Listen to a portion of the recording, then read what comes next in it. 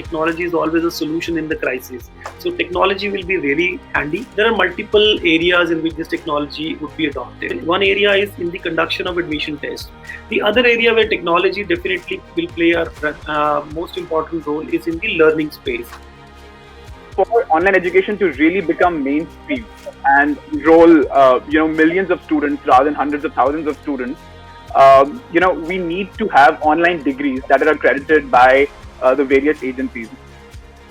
My message to all the students and the higher education stakeholders is we need to double our efforts in this time in order to sustain and keep our economy afloat.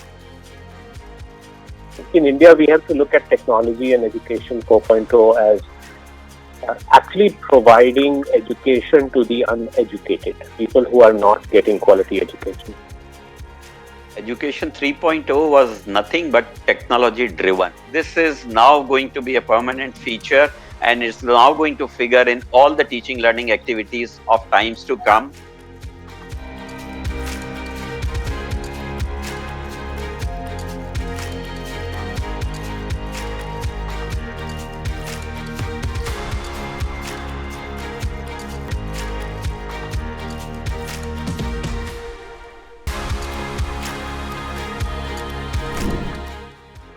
Hello everyone, I welcome you all to another chapter of Collegedunia Connect in association with Ivy League House of Curated Living Solutions. My name is Twinkle from Collegedunia Web Private Limited, India's largest review platform and leading search engine portal for higher education in India. Today, we are here to discuss home away from home students' living experience. So, as we know, universities have seen a drastic change in the last 2 years. They are altering their practices, their environments to cope up with the pandemic, from remote classes to the reopening of the campuses, and then the uncertainty of the new wave. Still, the institutes have to be ready for reinventing campus life for students. It is essential because along with the classroom learning, it is important for students to maintain equilibrium by socializing, relaxing, and enjoying themselves on campus or nearby campus, especially for students who are just starting their higher education. So, we have invited today thought leaders from top institutions of India and leaders from industry to discuss about how student journey and living experience can be created outside their hometown. So, I welcome Dr. Jyoti Chandiramani, Director and Dean, Symbiosis School of Economics, Symbiosis International Dean University. Welcome, Dr. Jyoti. We are delighted to have you here today.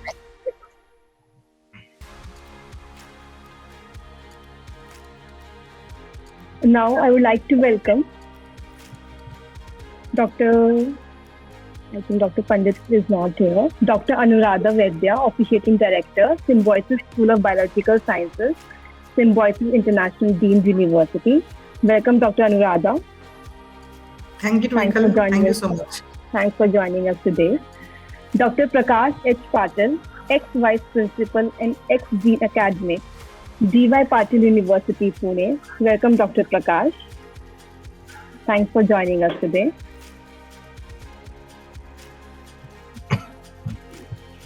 Now I would like to welcome Dr. Pandit Mali, Director, Indira Institute of Management. Welcome, sir. Thanks for joining us today. Thank you, Twinkle. Professor Nirupama Prakash, Head Liberal Arts, Ajeenkya D.Y. Patil University. Welcome, sir. Thanks for joining us today. Thank you. Now, I would like to welcome Mr. Jaikishan, Founder and CEO, Curated Living Solutions. Now, welcome, sir. Thanks for joining us today. Thank you so much, Twinkle.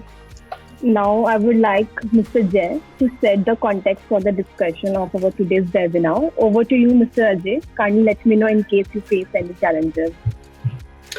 Thank you, Twinkle, and thank you for giving us the opportunity to be part of this distinguished forum here, to be able to share the platform with all the distinguished people on the forum here. Thank you so much once again for the opportunity.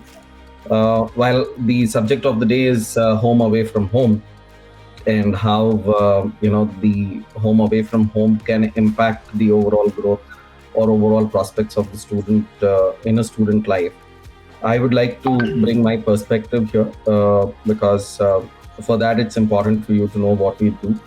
We are primarily a student housing company. We have a brand called Ivy League House, which is a premium student housing company in India. We've recently launched our 700-bed property in Pune. I will take you through the presentation a little later, but the focus of the topic today, home away from home, is something which is absolutely relevant to us because that's what is our bread and butter. And we have huge dependency on universities and the students and the parents to ensure that we are successful in this path of providing student accommodation for the students. I have the opportunity of interacting with multiple students at multiple times from multiple colleges, multiple backgrounds, different geographies, different cultures. And the day Collegedunia decided that this is the topic on which they're going to talk, I took the opportunity of interacting with as many students as possible to understand their point of view. Now, we've been managing students for a very long time. We've been students ourselves, and then post that parents, and then as profession also we've been managing students. So it's very easy to know or think that we know a lot of things that what they want. But that is an age group which is ever changing, and you know that pretty well that every batch is a different, their maturity levels are different, their time zones are different from where they're coming. And similarly, we are adapting to those changes and how to cope up to their requirements and so on and so forth. So I took the opportunity of talking to some of the students to understand what comes to their mind the moment they think of stepping out of home and living in a hostel or living in a college campus. Most of them, majority of them, were delighted to say that the first thing that came to our mind was freedom, that we will have a lot of freedom to stay off home and off rules and regulations, which is very evident. I think it's what happens at every most of the students' case. Well, the second question I asked them, or the important question I asked them, is after you move into the hostel, what is the first reality that hits? You came into the hostel or into the college thinking that you'll have a lot of freedom, but over a period of week or 10 days, what is the first reality hit that you would get? Now, most of them, they said the first reality hit for them is missing the home food. And that's where I think everything starts. That's the first thing that they feel. While they're so happy that they have freedom, they're meeting friends and there are no controls or not too many restrictions around them. But the first reality hit for them is the food part of it. They start missing the food. So the third important question I asked them is that what are those things that you think as a student living in a campus for 3 or 4 years in your life teaches you most, and that is something that will add value to you over a period of time. Majority of them had to pick 3 top things. One is most of them said that we learned time management. May not be in the first year, but over a period of time, we understand the importance of time and time management. And then the second most important thing is financial management. We know how to do budgeting and then how to manage our lives within a particular budget. And the third one is how to not depend on a third person. How do I create a self-dependency of doing things myself? So these are the 3 things, either in a good way or a bad way. If the hostel is great, they learn this. If the hostel is extremely poor, still they learn this because they want to do certain things themselves.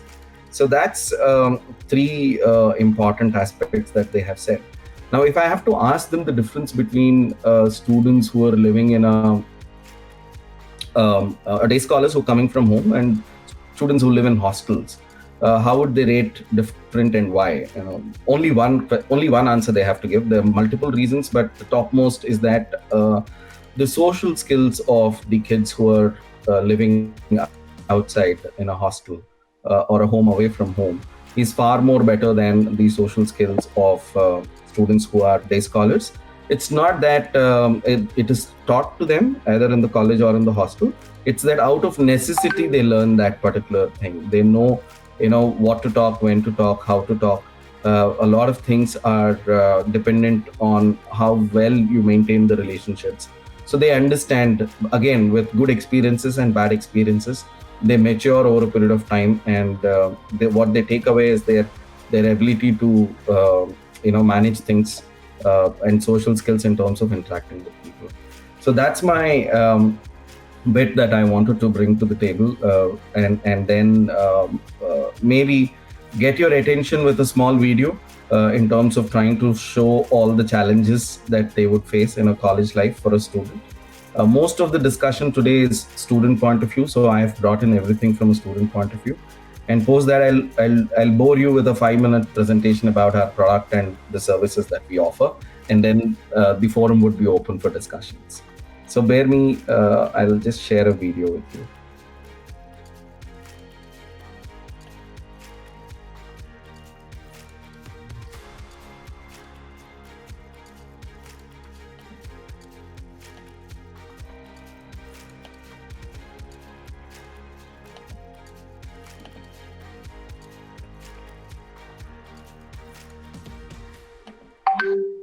Looks like it is taking time. It's muted. I'm not able to press the play button. Twinkle. Let me just say. Our adult life is filled with problems. The more we grow, the more problems we have. Yeah. Students have it. Our adult life is filled with problems. The more we grow, the more problems we have. Students have it worse. Suddenly, from the comfortable cocoon of a house, they are thrown into the wild, unforgiving world, left to defend themselves from the monsters in the real world outside. Nagging professors, pending assignments, boyfriend who won't reply to your messages, dad who refuses to find your bike, wallet which never has money, auto walas that just won't go, discount coupons that just won't work, friends who never pay back, Wi-Fi that's too slow. Yup, there are many headaches that come with student life. Thankfully, living isn't one of them. We needed to talk to students in a language they understood. So, we did.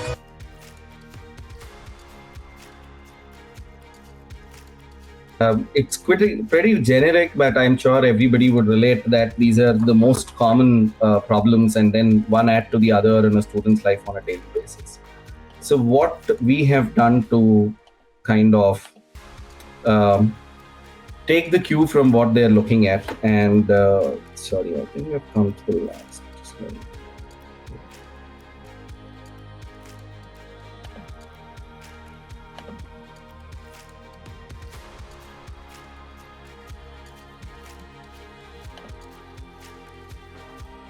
Okay, so we've tried to come up with a product trying to understand how all these, I can't address all of them in a hostel life. I understand that I'm only a part and parcel of the student, but we tried to look at what is the best that we can provide as an opportunity for the student. At the same time, I need to know that, I'm only a support system to the entire education system, and I'm not the entire thing for them. Keeping that in mind, we thought we would create opportunities. If the student really want to explore, they have the opportunity to explore. That's how the brand Ivy League House is born. Our motto, if you look at, is Gravitas et Levitas. What it simply means is that life is all about balance. At the same time, our hostel or the student housing is also built on these two pillars called balance, gravitas and levitas. We are serious about being happy, and we are happy about being serious. So that's our ultimate motto, that we wanted to ensure that the students come here with a certain expectation that from a parent's point of view and an institute point of view, there is a certain level of discipline. And from a student point of view, there is a certain level of freedom that they have. We are not drawn extremely towards the right or to the left. We are trying to create a balance where 8 p.m. is not the closing time of the gate, but yes, there is a closing time at 10 p.m. and you can't come beyond 10 p.m. So those are the kinds of balancing acts that we do doing.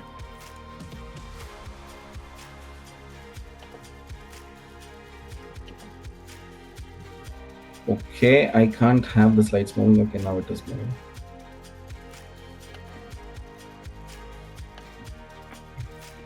Our ethos, basically, as I said, that we are a company who look at data, who look at making decisions based on what the customer is looking for, trying to take a deep dive and then start creating things from there.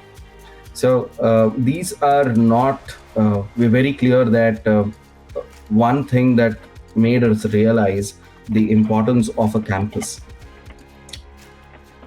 About in entire India, about 20 to 30% of the outstation students are given accommodation on the college campus. The rest of the 70% of the outstation students end up living in unorganized setups like a PG or a shared residential rental apartments. Now, what's happening in the process is that they're missing out the entire ability of entire campus living experience. Is my presentation on? Can you see the slides? Yeah, it got removed, I guess.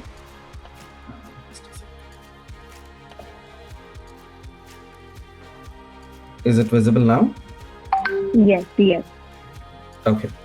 So the crux of the business was to ensure that how we can offer a campus experience to a student while it is not on the campus. We are exploring options for being on the campus as well, but there is an opportunity of creating a campus off campus as well. So these are large properties which give a overall look and feel of a campus. Student gets to experience a real home away from home, very similar to how matured the entire student housing is in the West.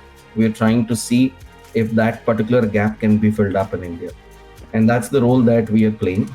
Since we are a real estate developers also, we build our own facilities, then rented facilities. What it means is that we are very, very serious about this business, and hence we're investing that kind of investments into these real estate properties. And we are here for a very long haul.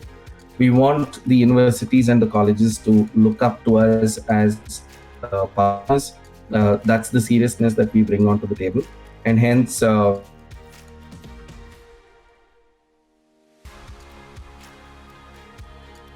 just the home away from home. That's the governance team. Myself, the CEO of the company, and I have an extremely strong team which is supporting me in this initiative.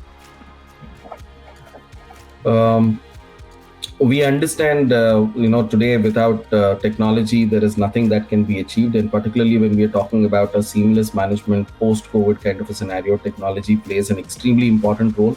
Hence, we use technology at every aspect that is possible. But at the same time, we would like to call ourselves more of a hospitality company than a technology company. We are a tech-enabled company where most of the conversations and communications happen through the technology, and the process happens through the technology. This is more from a business point of view. Apart from doing private off-campus hostels, we are also happy to take up existing hostels in the universities and colleges, upgrade them to a certain standard and operate them. We also intend to monetize. If any of the colleges are looking at monetizing their assets, we'll be happy to look at those kind of opportunity as well. We would also take a building on lease if it is available, and if that's the model that the college wants to operate. We also do BOTs, where we take the land on lease on the campus and we build and operate it for the colleges. And we also are happy to do JD or a JV models with the education institutes. So these are largely the models on which we're currently working, but it is not limited to these models. Anybody who's interested to understand this a little more, I'll be happy to present that on a different platform on a different day. Our product, if you look at what you're seeing, is a twin sharing room that is created in Pune at Tathwade. This is a 250 room, 700 bed off-campus hostel on the Bombay-Pune highway. And what you see is what you exactly will be witnessing once you visit the site whenever you're looking at visiting. All of those minor things which have been researched a lot in terms of how important it is to give them a bookshelf or a certain size of a work table for them to study.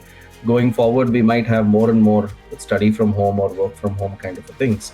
Hence, all the more importance towards the study table and chairs has been given.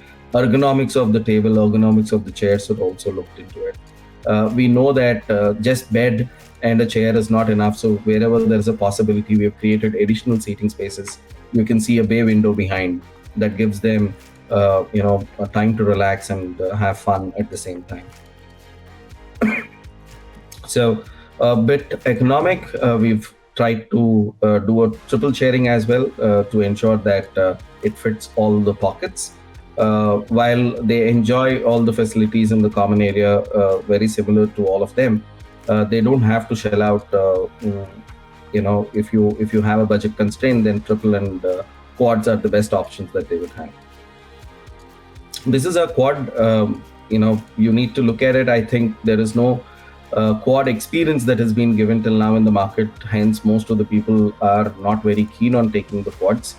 But these are extremely large, 6.5 feet by 4 feet beds, almost equal to a queen size. So once you're on your bed, there is no way you would feel that you're on a bunk bed or you are in an uncomfortable place. These are air-conditioned quad rooms, certainly coming at a much more economical price than the other two.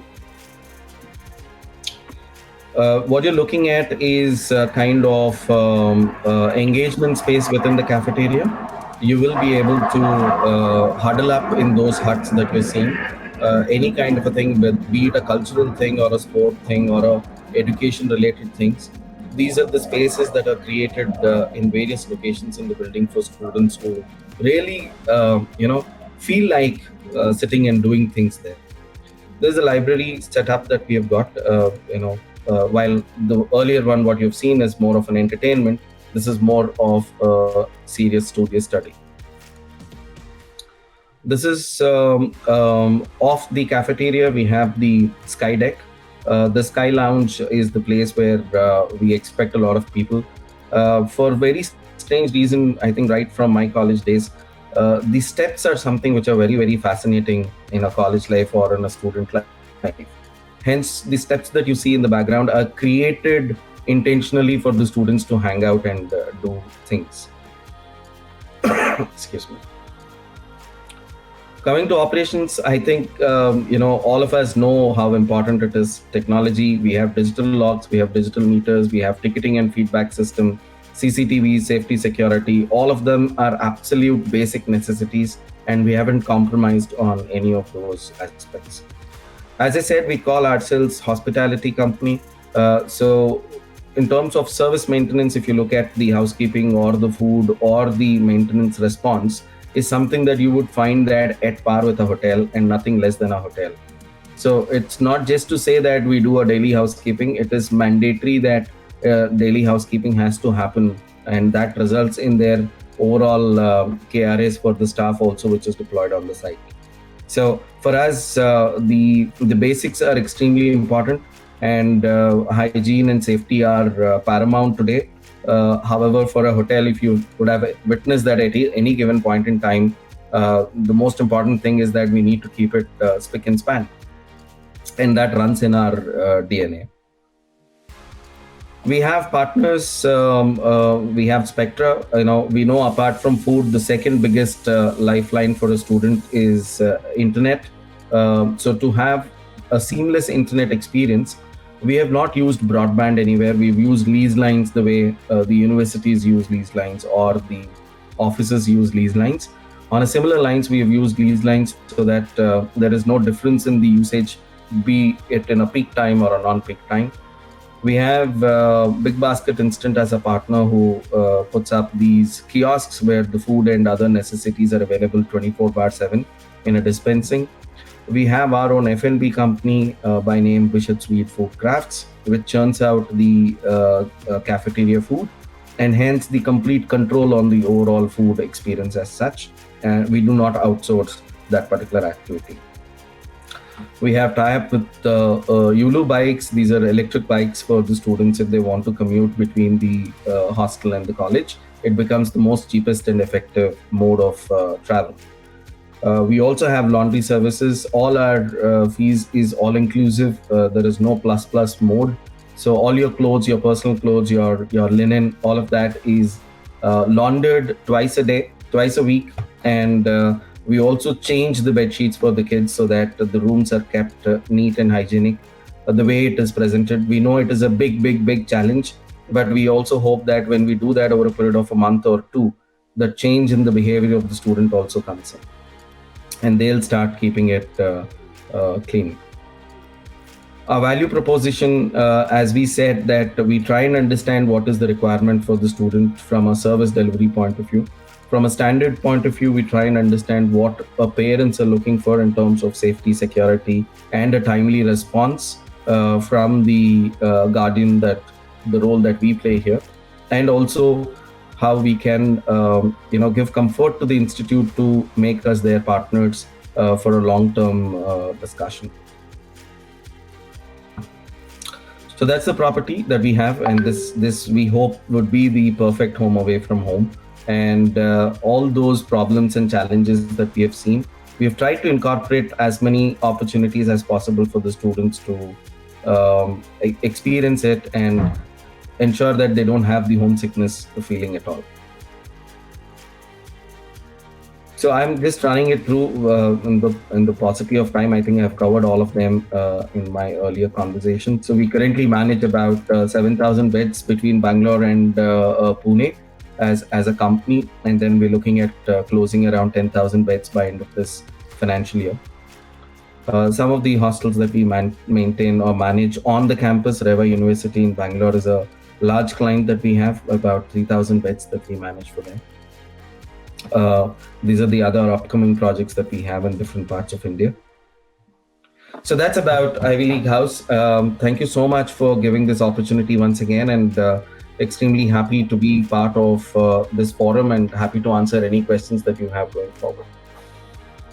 Thank you so much, Mr. Jeff. Now we will start the panel discussion. Before that, I would like to thank our audience. I can see a lot of attendees. Thanks for joining us all. I request you to ask as many questions as possible. More than happy to answer your queries. So, starting our panel discussion, I would like to ask Dr. Patil. We are discussing the journey of institutes in the last 2 years. What are the challenges universities have seen? So what are your views on the journey of institutes in the pandemic? What more challenges we are expecting in the coming days? Okay, thank you, Dimple. We at D.Y. Patil University, Pune Ambi, that is, it is a campus of 70 acres and it's a green campus. And we have in-house hostel in our campus. And as per your topic, that is home away from home, means they are coming from their parents and they are staying in the hostel. It means that we have to take care of our students as a parental care. So we at our campus, we sanitize our campus alternately, even hostels also. Then social distancing is followed. Mask is compulsory in the campus. So see, these disciplines are compulsory, monitored and controlled by some of the authorities and the rectors and the wardens and all that for the girls' hostel and the boys' hostel. We have 8-story hostel in the campus itself, having 1 bed, 2 bed, 3 bed. But due to pandemic situation, we are using in 2 bed we are using for only 1 student. So social distancing is to be maintained. Also, we are that is connect with the hospitals, nearby hospitals. If somebody is not feeling well, then the medical care is to be taken of that particular student immediately. That is, we are having that our campus car in the campus, so the warden can take care of the students if somebody is not feeling well. That also we take care over there, and we have to give we have to motivate the students. That is, they should feel that they are staying in their house.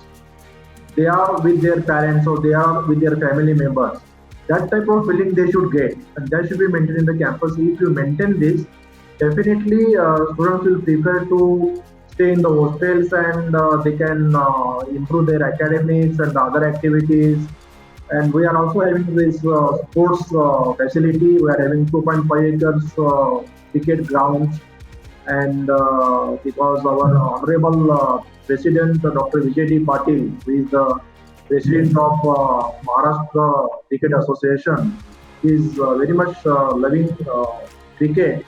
And even in Vasi also, we are having the stadium, and in D.Y. Patil and they also we are having the stadium, sports stadium, and even T20 matches and some other matches are also conducted under MCR conducted in our campus. So that is also an open gym is there, then in-house gym is there, and it is a totally fully pollution-free atmosphere is there in the campus. So students can enjoy the beauty of our campus, and definitely they feel that we are not staying in the house, but we are staying. We are not staying in the hostel, but we are staying at our residence, and a parental care is to be taken by the campus authorities. So that is there. So these are my some of the views. And as far as the development is concerned, that is because security is very important, and motivation, security, then how to inculcate all the values amongst the students, how to have the holistic development amongst the students.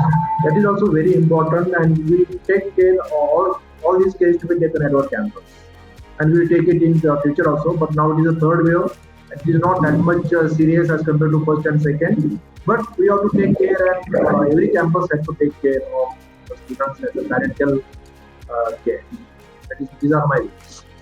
Thank you so much, Dr. Prakash. Now I would like to ask Jyoti ma'am, like what more changes we are expecting in the coming days? How it has impacted the whole ecosystem, administration, students, parents, faculty. What are your views on that? The 21st century has had a lot of disruptions. The pandemic has been the biggest disruption. But before that, I think there was technological disruption. There was this big data that had come up, and more technology that had come into education. So when you look at it from, the way things have changed, it has compelled us to innovate. It has compelled us to change the way we look at. And who is at the heart of it all? It is a student.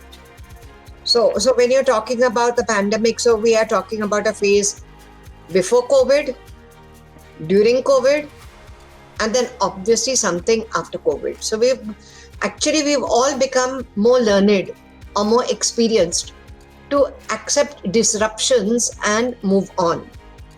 So today you can see that there are hostels within the campus, there are hostels outside the campus. All right, all campuses or educations don't have it. Now, when you're saying how it has changed, let's begin with the life cycle of the admission process. Okay, today the digitization has allowed you to have online admissions.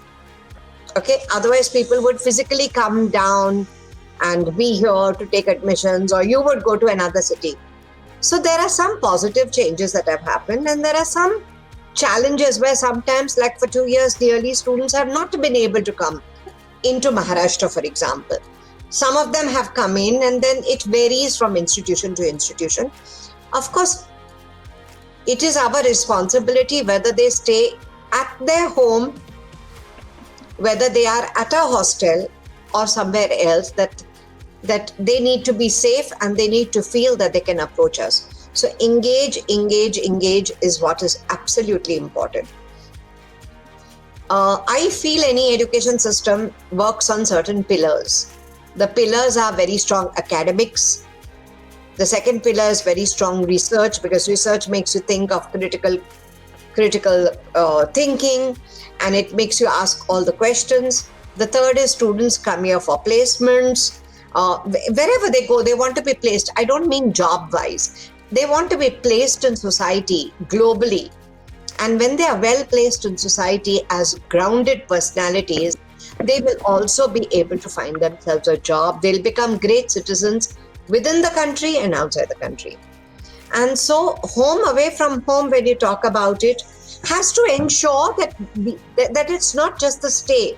Like, Mr. Jay talked about how we need to create, life is all about balance. I liked what he said, that there is a balance. In fact, I too had a workshop with my students before I came onto the seminar. And I will come back to tell you what they had to say. But I was talking about the 5 pillars, so I'll go back to that. Academics, research, placement in society, internationalization. Why do I say internationalization? Because whatever is the mode of education, are we preparing them for the global market? Okay, today we have global netizens, citizens. Through a click of a button, we know exactly what's happening everywhere.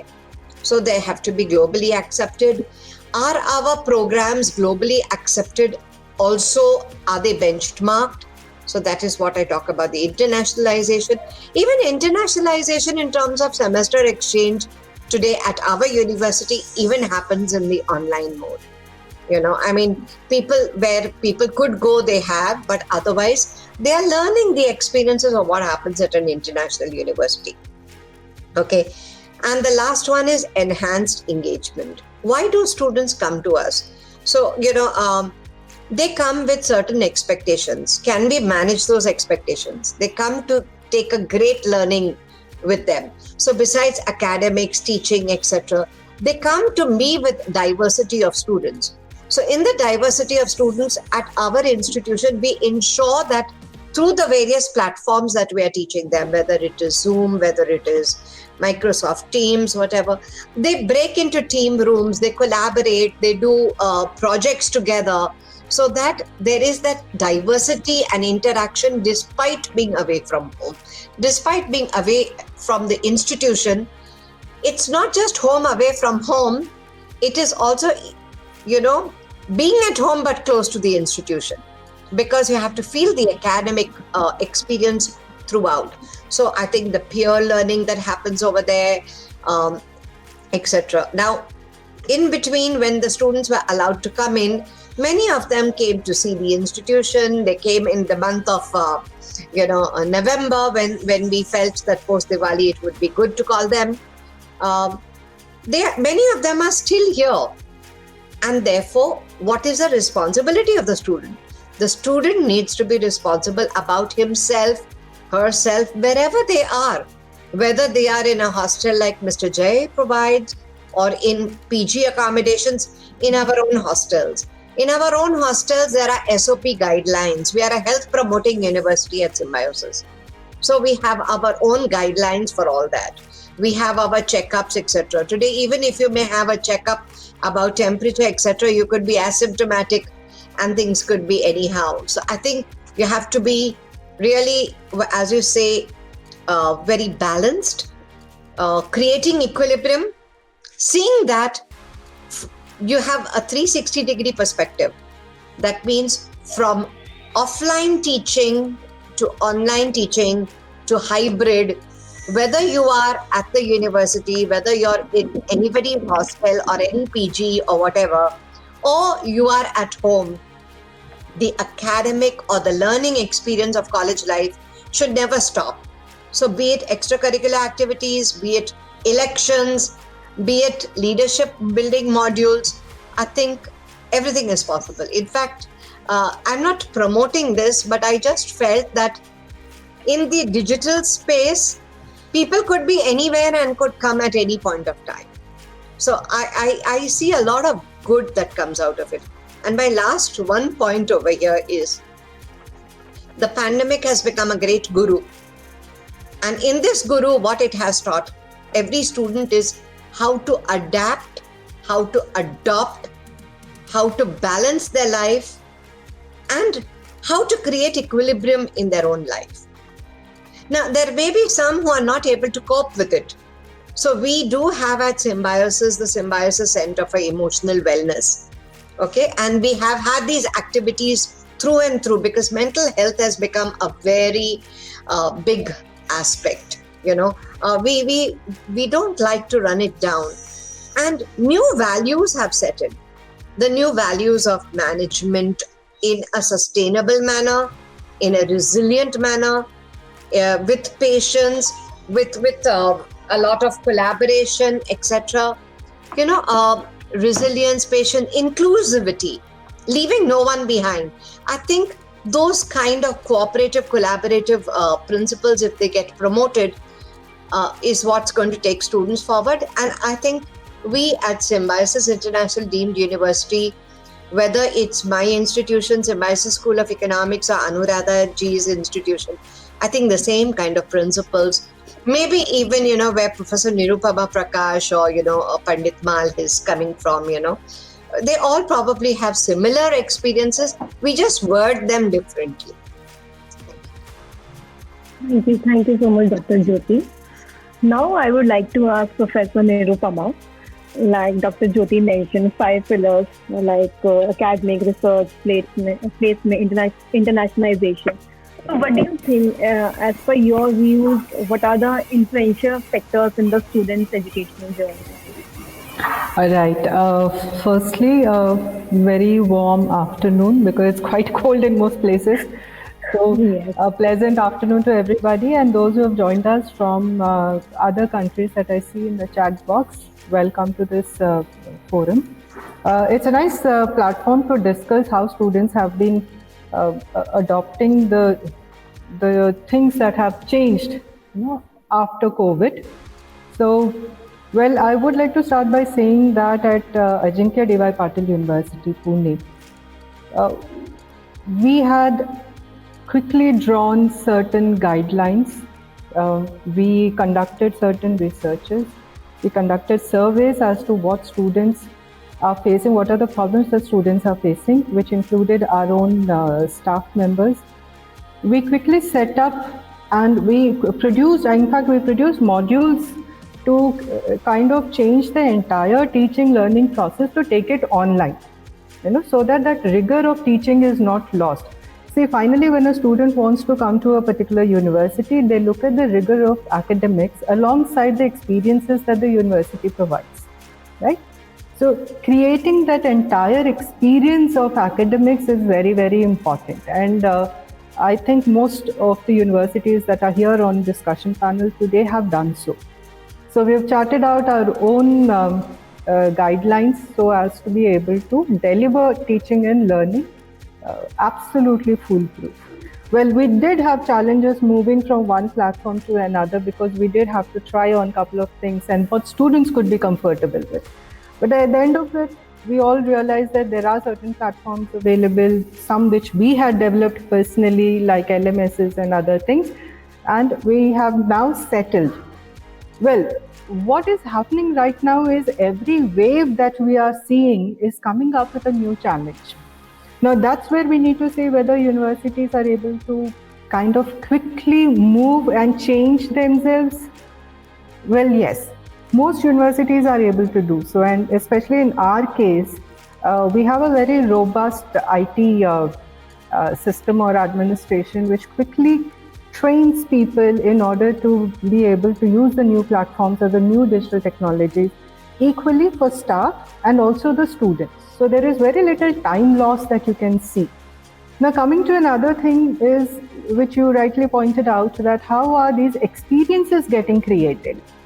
Many times we always believe that, and most students would always say that it is the experience, the campus experience that makes the campus life rich.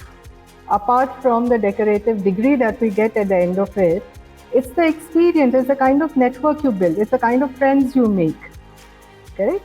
So how are we doing that? Now that, yes, like Jyoti ma'am has said, there has been a disruption. But what we have done in such a case is that we have asked our students to come up with activities. There are numerous clubs that were started by the students, and students started engaging in very interesting digital discussions like what we are having right now. So I don't think they were actually thrown out of campuses. What I mean to say is that they were actually involved more.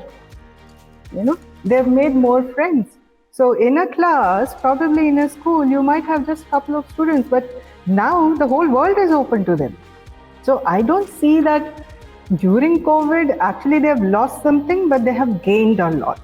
They've gained immense networking that has happened during these days. They've made friends, there are discussions, there's research happening on students' front.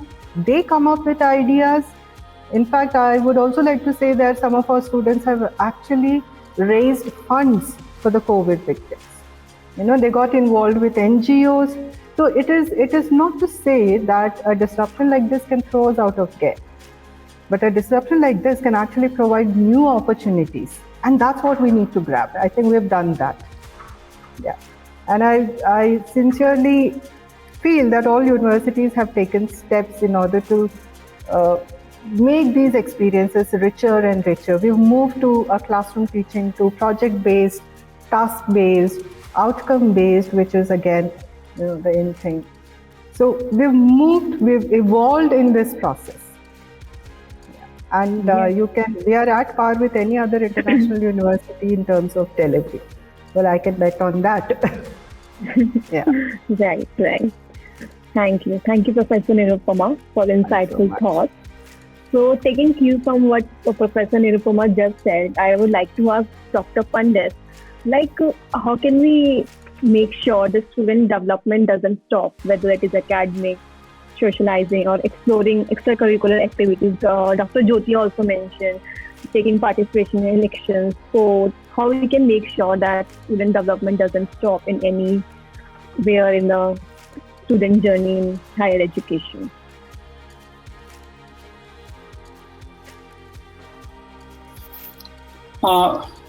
Thank you so much for inviting me to this webinar. Thank you.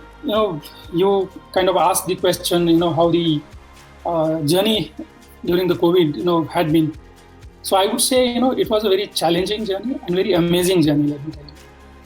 Why I say it's challenging? Because we were confronted with a very, new situation, challenging situation, and we had to change a lot of things. Why I'm saying it's amazing journey? Because we are the people, our generation or the students' generation, they experienced a phenomenon which happens once in 100 years. That's what they say, right? Unless it is going to happen, frequently in future.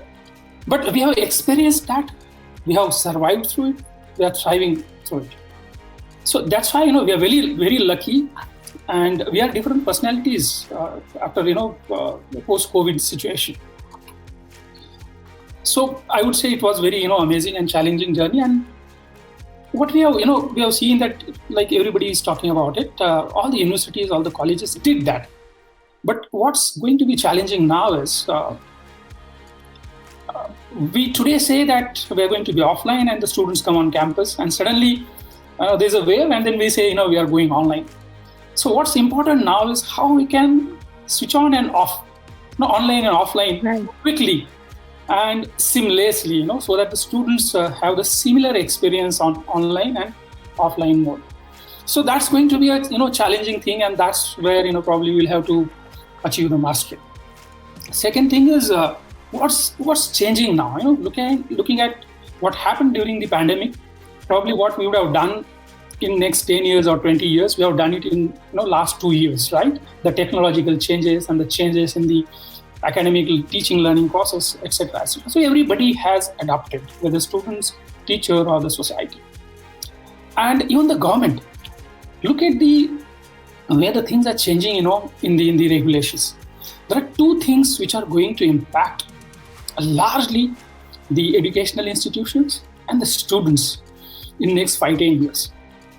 The first change that the University Grants Commission has done is they have now allowed 40% of the total credits to be delivered online. So up to 40% of the total credits can be delivered online. The second change that is, measure which has already come is the academic bank of credits. So I may be sitting in any town, in any village, and I can register for my credits for my subjects on any global platform. I can take a course from Harvard Business School. I can take a course from IIM Bangalore. I can take a course from anywhere. And that's going to change the entire scenario, whether it is the hostel life or the life on campus. It's going to change. What's going to happen? One is, like, Mr. Jaikishan presented in the rooms.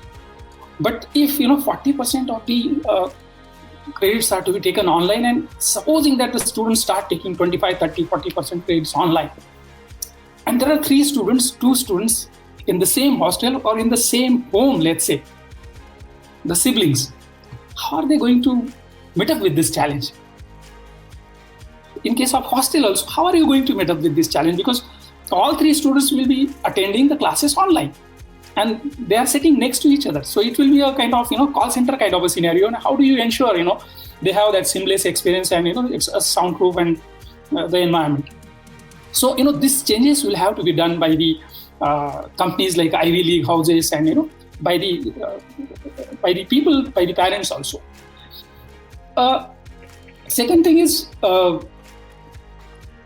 what I saw, in Ivy League presentation is they have done wonderful thing, in taking care of the students' emotional, needs, their basic physical needs and all that. But if you want to create the environment like which they may be, enjoying on campus, you may have to look at simulating some classroom and putting the LCD projector so that in the evening the students come together, do assignments together. That kind of an environment will have to be created by the companies like Ivy League House or by the hostels on campus. So, these are the changes which are going to happen, and we'll have to take care of that. So, it's not only their, IQ and EQ, but the spiritual quotient also. We have to keep them motivated because they are really frustrated. They are not coming on campus. They are missing that, physical connect. And they are frustrated. They're sitting continuously online for 4 hours, 5 hours. That's really very painstaking. I mean, if this continues like this for a longer duration, we'll have students with spine problems and eye problems, right? So this needs to be taken care by the colleges and by everybody.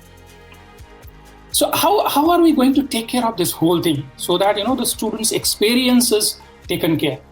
So, a lot of institutes, a lot of universities are doing extracurricular activities, convocations online, and the AR, VR and metaverse technology should come to help us in future, where we'll be able to simulate, the classroom environments, the auditorium environment, and we'll be able to chat with each other, seeing physically with the digital avatars. So probably the technology will come to our help in future in managing this whole thing.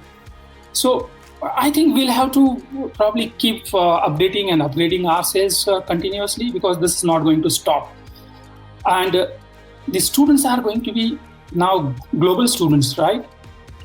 So we'll have to put the entire environment to basically take care of the global needs. And universities, colleges, hostels, and everything will have to undergo a lot of change.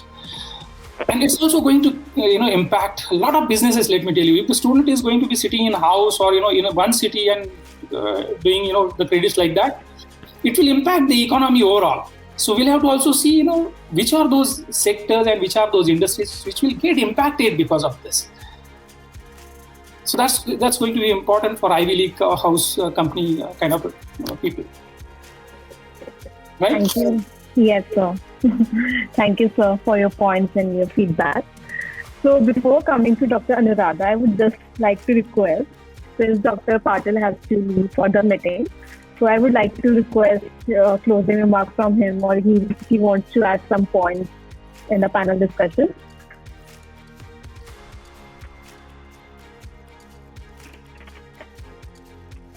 Yes, Dr. Patil, can you hear me?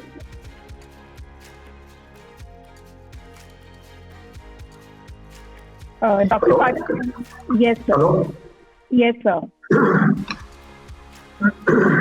So in continuation with Dr. Mari sir, that is, every university has to go for the blended type of learning, that is online and offline. So optimum utilization of the online learning and the offline learning, effective learning, teaching learning, you have to go for the blended learning, and that is very, very important for all the universities and all colleges, even at the full level or the secondary level or the high school level also. And as compared to one of the policy of the UGC and the AICTE, that is Academic Bank of Credits and multidisciplinary approach, now The AICT says that for engineering people or any graduate, they should have multidisciplinary approach. Suppose if one of the students studying says electronics engineering, and he is interested to take some elective from mechanical, or he wants to learn something from architecture. So he can have some credits from architecture, and those credits are transferred over to his electronics engineering part. So any student from any branch, from any graduation can take any courses, and these credits are transferred. That is very, very important, and that is a multidisciplinary approach. And 10 to 12 credits must be put for the multidisciplinary approach as per the guidelines of the AICT and this UGC. This will definitely help for the overall development of the students, because whenever we develop certain gadgets, suppose I want to develop this Google car or the driverless car, we need the disciplines, ingredients of mechanical, electrical, electronics, computer, IT, and all that. They should come together, and they will have the effective, they will manufacture effective driverless car. That is very, very important, and these approaches must be followed. And in this pandemic situation, that is, teaching learning is very important, and that is, internet connectivity is another part, because many people from the rural background, 20% students are from the rural background, they don't have any internet connectivity, they don't have smartphones or smart laptops, and they are unable to connect. So these are some of the limitations for the people who are staying during the pandemic at their place. But if they will come to hostel, all these problems will be reduced, and definitely they will get better teaching learning, and there will be overall development of the students in the campus. These are some of my views in addition to the views of the MRICS. Thank you, sir. Thank you, Dr. Patil. Thanks for joining us today. Can I leave now? Yes, sir. Yes. Okay. Thank you. Thank you all panelists. Because I have some another assignment, sir. Sir, thank you, sir. Thank you. Jyoti madam, Anuradha madam, Nirupama madam, and Jay sir. And thank you so much. Thank you so much. Yeah. Thank you so much. Thank you so much, sir. Yeah, thank you. Now, Dr. Anuradha, I would like to ask the same, like your opinions on this. So, how can we make sure the student development doesn't stop? Like they are coming to campuses and going back, so on and off, like Dr. Pandit said, the situation of on and off learning, online learning, classroom learning. So, what are your views on that?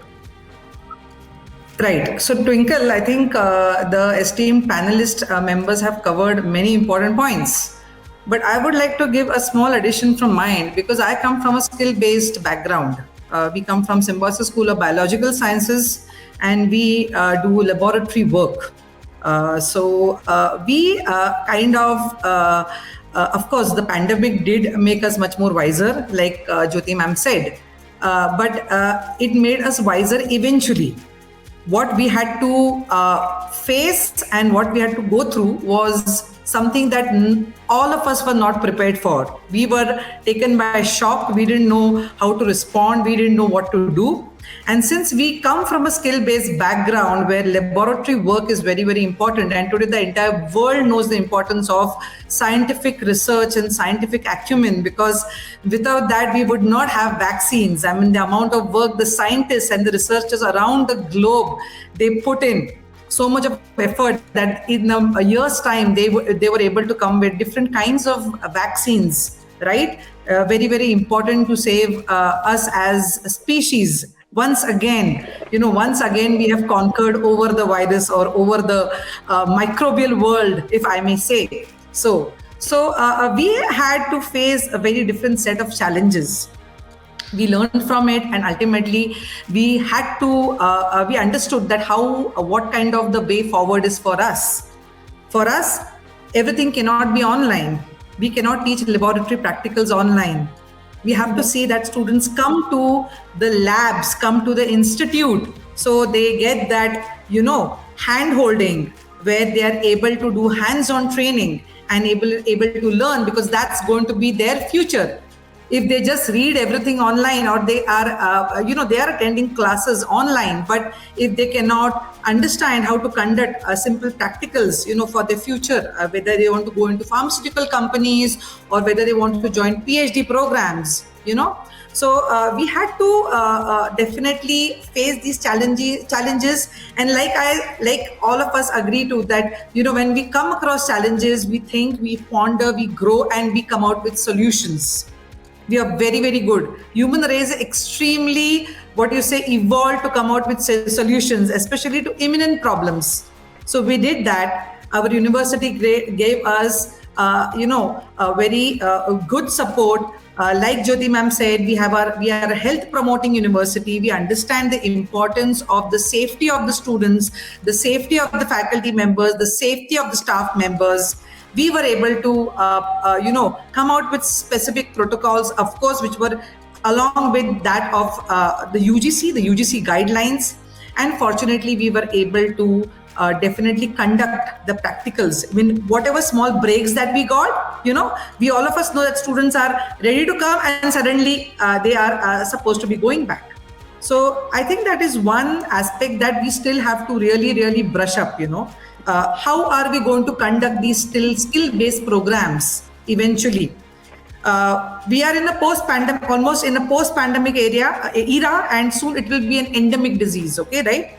But we never know whether such kind of upsurge of cases, or the fourth wave, fifth wave, or the nth wave, we don't know. So we have to prepare, and we have to come out with certain much more developed and devised policies which do not affect these kind of skill-based courses and skill-based, learners. So that is something is what I wanted to put forth.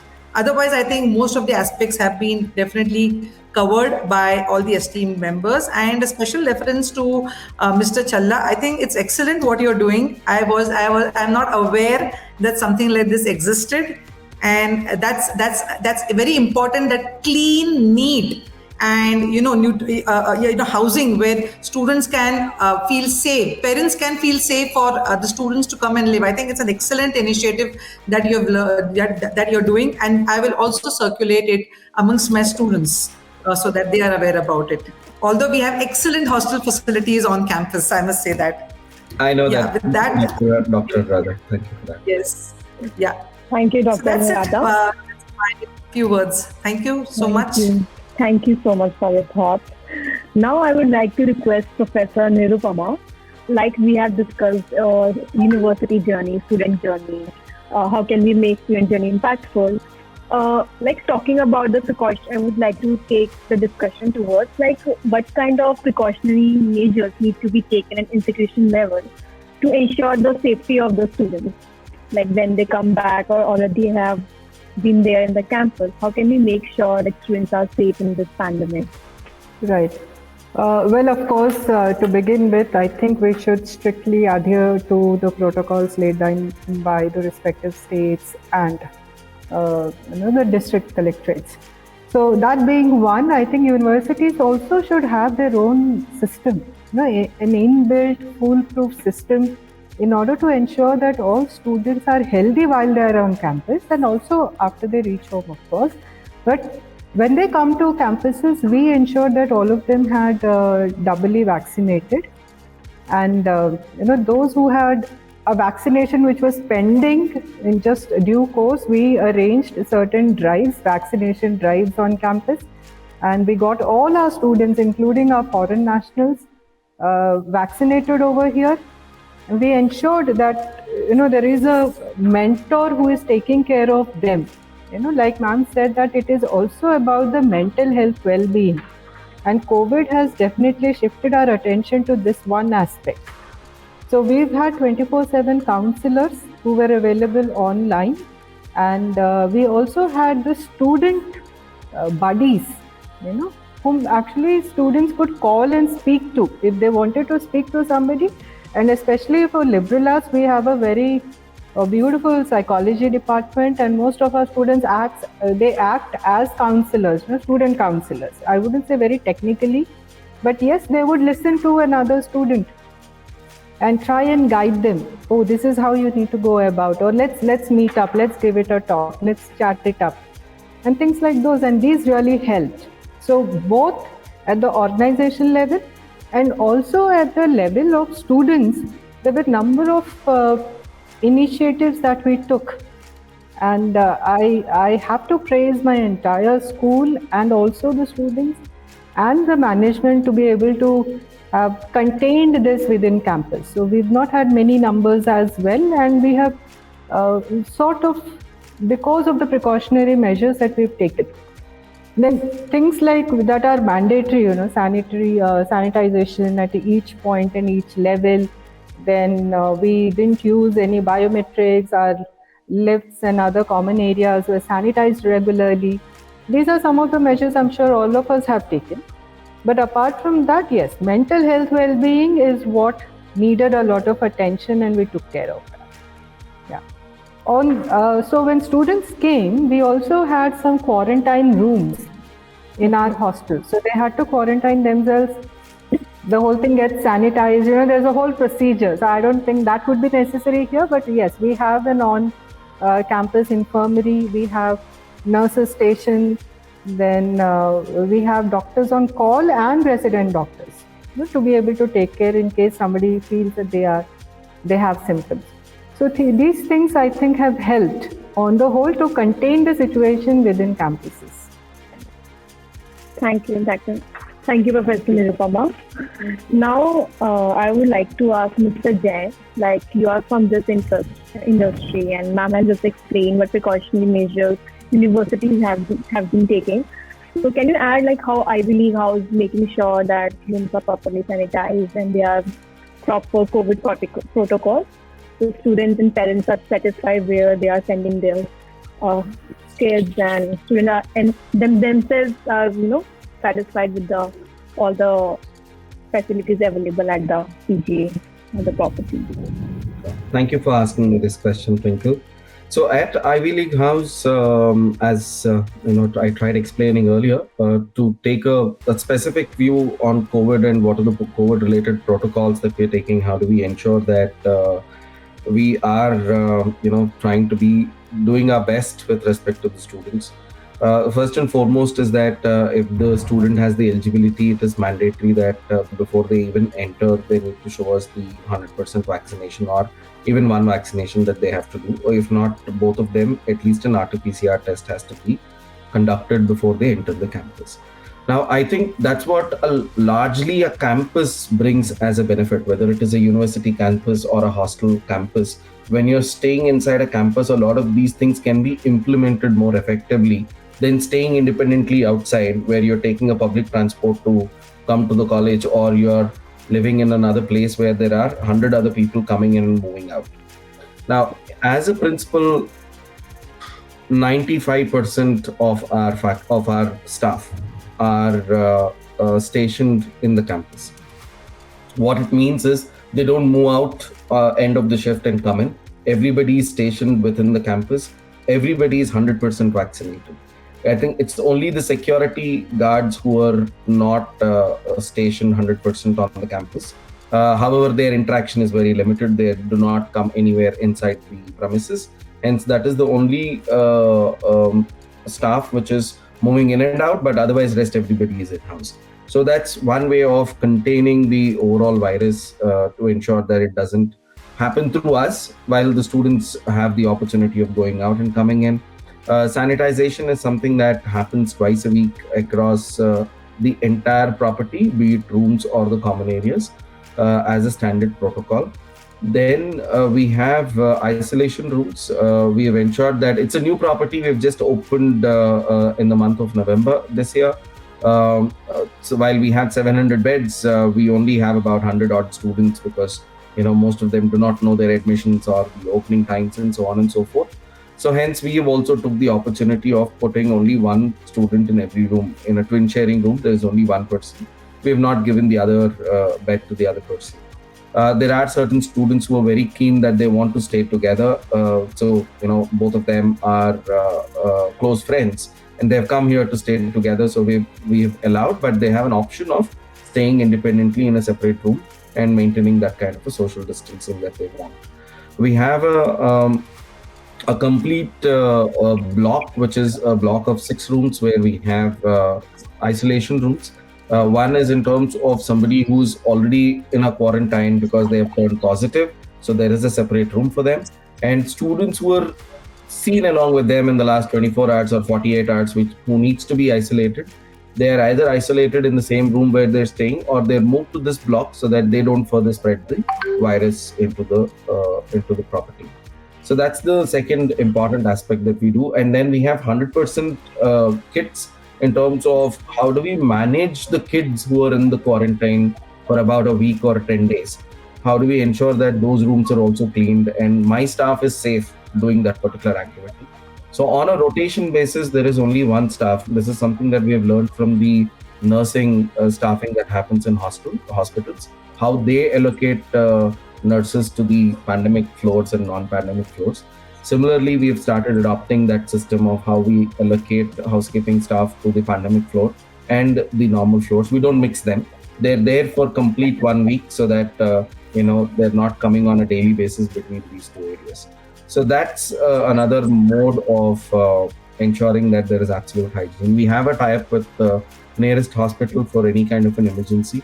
We also provide insurance to the students who enroll with us.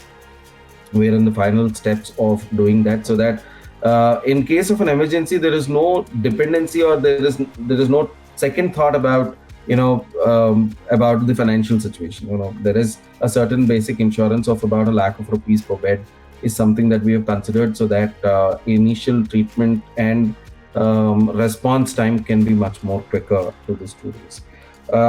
Taking this opportunity of answering Dr. Patil's question of how do we give privacy to the students in the rooms when they are online, Dr. Patil, Dr. Pandit, one of the most important things is that we've created so many opportunities in terms of common areas for them. And fundamentally, we have moved away from a broadband system to a leased line system so that the connectivity is seamless. It is fantastic wherever you sit in the property, not necessarily in your room or in the library. Across the property, there is enough connectivity. So if there is a class that you can't sit along with another person in the same room and attend, you need privacy. There are enough places in the property where you can go, either book a room, conference room, or a meeting room kind of a thing, and then attend to that particular session that you want to attend. Similarly, in case any of the colleges want to do an evening session kind of a thing, there are multiple infrastructures that are created. They're created from an entertainment point of view, but since they are connected, they can be used for classroom trainings as well. So that's about what we do at Ivy League House. Thank you, Mr. J. So, like Mr. J mentioned about Dr. Pandit's questions about isolation. So, I would like to ask Dr. Pandit, are the institutions ready with all the hygiene protocols, accommodation, etc. in general, pan-India, or are we ready with all the protocols related to COVID situation? It has been a very enriching learning curve for everybody of us. I think everybody in the panel will agree with us that as far as hygiene is concerned, the protocols are concerned, we are absolutely, as expected. There's absolutely no problem. Smallest of the small college has adopted that. You'll see the sanitizers everywhere at the gate, outside the classrooms, outside the auditorium, everywhere you will see the sanitizers. The sanitization is being done twice or thrice, of the classrooms when the students are coming during the peak pandemic. So that's happening already. But the important question is, this will keep happening now. Right. So are we going to be switching on and off? What I suggest is that fine, some of the classes can happen online, but we'll have to call the students on campus by rotation, by batches, whether for practicals or for theory classes, so that they do not miss that physical connect and that physical, mental, wellness is taken care. So this will have to be done now. We cannot ignore that. We'll have to plan in a way how we can call the students in batches and by rotation and take care of all protocols, whether you check their vaccinations, whether you ensure they have RT-PCR or not, and social distancing, etc., etc. Now, from the university side, while they are doing everything, and everything should be perfect since we have planned it. The only factor which remains unaddressed, partially unaddressed, whatever you call it, is the students' behavior on the campus. The university, the college may ensure that we have all protocols, but how do we ensure that the students' behavior on campus, keeping that social? You would have seen during the peak pandemic also, when we opened the colleges, the students were moving in groups without masks. So at Indira, I do not know. I mean, we came out with a very unique solution to this. We kept bouncers on campus, not to bounce them, but when you see bouncers and police, that that fear is automatically there. I mean, this could be a little stretched measure. The bouncer are not, they are not taking any extreme steps, but when you see the bouncer in dress moving around in the campus, the students will take care of it. And the bouncer doesn't actually, he has to just warn the students that please keep your mask on your face. That's it. Bouncer is not threatening them, but it's creating an impact, definitely. So like that, probably we may have to give the responsibilities to our teaching and non-teaching staff of the zones where, we can ensure that social distancing is ensured and, all those protocols are followed. We have also gone, our chairperson, she is very, as far as emotional well-being is concerned, she is very particular about this. So when the students, they feel sick in our hostel, some 10, 12 students were positive, asymptomatic. So she sent chocolates to all of them. Sometimes she cooks herself and, gives the home food to them. So certain measures like this could be adopted so that emotional well-being of the student is taken care. Yes, Dr. Pandit, thank you. Very insightful thoughts, and we should apply, these measures in every university and college. So my next question would be to Dr. Jyoti. We have discussed about an institutional journey, hygiene, protocols. So my last question to both of you, how can we ensure that the students make the most of their hostel life and learn from those experiences from the student's point of view? Ma'am, you are on mute.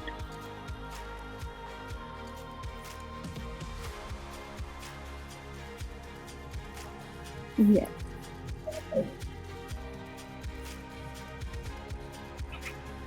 Am I audible?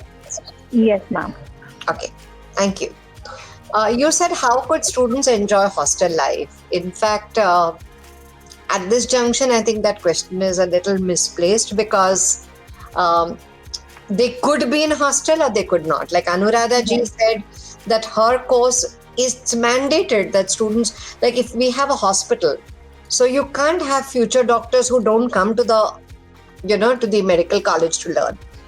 But wherever there is a possibility to learn from home, that's going to be an option, that's going to be exercised. Let's accept it. It's not going to be back to normal like it was before 25th of March 2020. You have to give the flexibility to the student to come, to not come. People's income pockets have affected, jobs have got lost, employment. So I think we have to be absolutely flexible. Just to add to all the points that everybody talked about insurance, hospitals. We too have a hospital we have a clinic on every campus. Okay, so if you came to the hostel, there is a clinic. We also made it mandatory for every student to have a 1 credit course on COVID learning and how to manage COVID. Because if they know it, then the multiplier effect of it going out is even bigger. So these are, I just thought I'd add to the innovations of what everybody said. And that was one, of course, parent undertaking.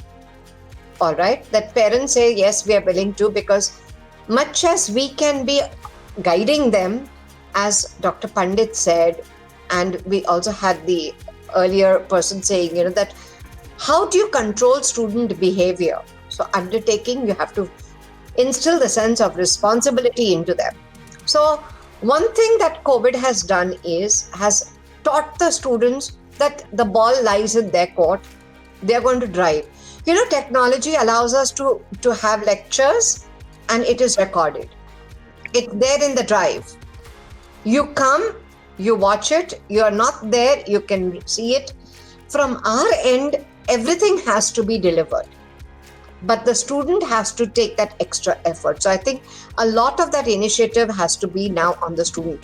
Of course, we have to continue engaging with them. So hostel life, as you said, will they be back?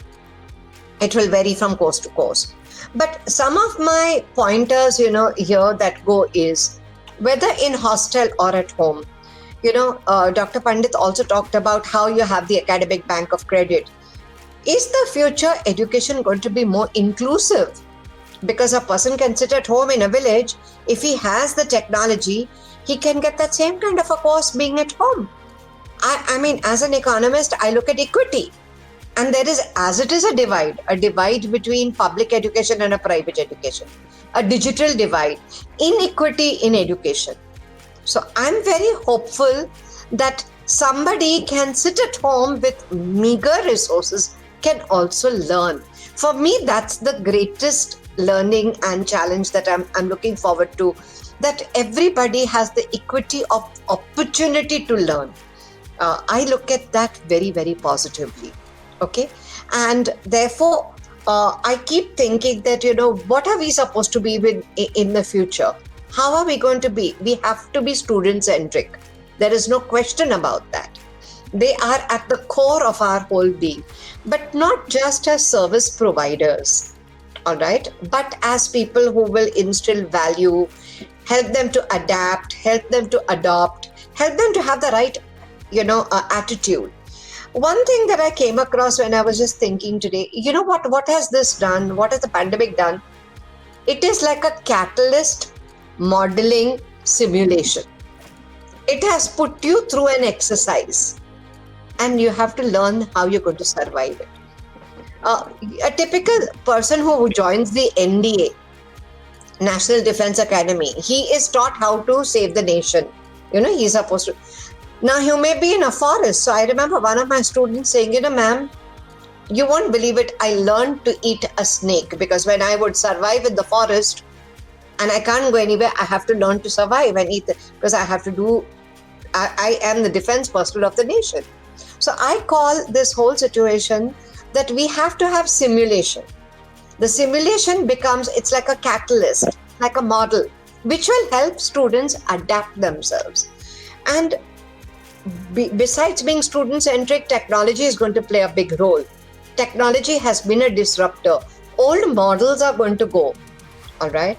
So that would come in. There would be so much of innovation that would be there. We talked about the multidisciplinary framework, the interdisciplinary framework would also be there. So looking at all this, I think whether they are in hostels or they are at home or they come as day scholars, we are going to be completely student-centric. We should be able to give them a 360-degree perspective. They should feel that there is a lot of diversity at your place. Today, diversity means you could have globally people even joining your program, right? Because geographical boundaries have no bounds. So you may be talking to people from different setups. So there's so much more peer learning that's going to happen. So we have to be that facilitator, innovator, using technology, putting in the right kind of inputs to give them an educational experience, which is lifelong, be it in class, be it whether they are in the hostel room, whether in Jay's hostel or in the hostel at Symbiosis or anywhere else, or in their own homes. And I think one thing I told my students, all along, never feel embarrassed about the home you live in. They would not put on their cameras, etc. I said, be proud of what you have. That's it. Just be proud. And there were two things we expected of them: attention and their video on. That's it. There were just two things that we expected. And even when they come to class, those are the two things, that how much are you going to go stretching yourself to see that how much you can absorb like a sponge, because nation building ahead lies in their hands. So I think we only play the role of facilitators and social change makers. Thank you. Thank you, Dr. Jyoti. Now, Dr. Anuradha. So I also, sorry, Twinkle, I just butted in, but no, in I just want to ask a what question from you only. Yeah, so in continuation to what Jyoti ma'am just said, I think we all of us have to, change our thinking or evolve our thought process of now how we want to sort of,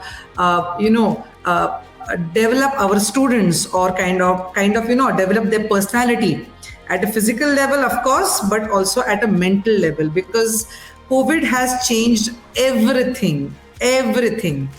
At least the university students have been able to come to colleges, to universities.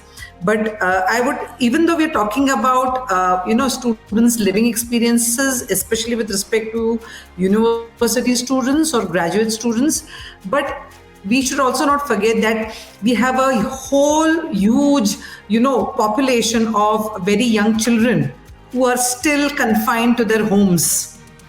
They are still at home. They are they, for the last 2 years, they have been or being homeschooled, kind of, online schooled, and it has impacted them as well.